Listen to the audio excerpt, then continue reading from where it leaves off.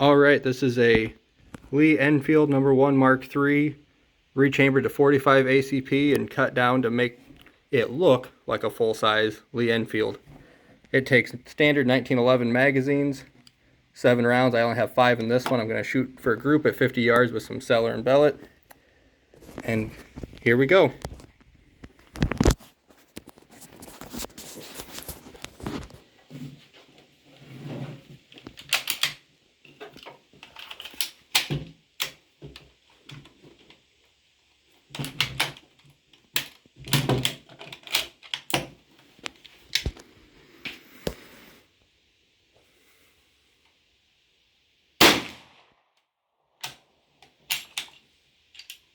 It doesn't like to extract or eject them. It does extract them quite well.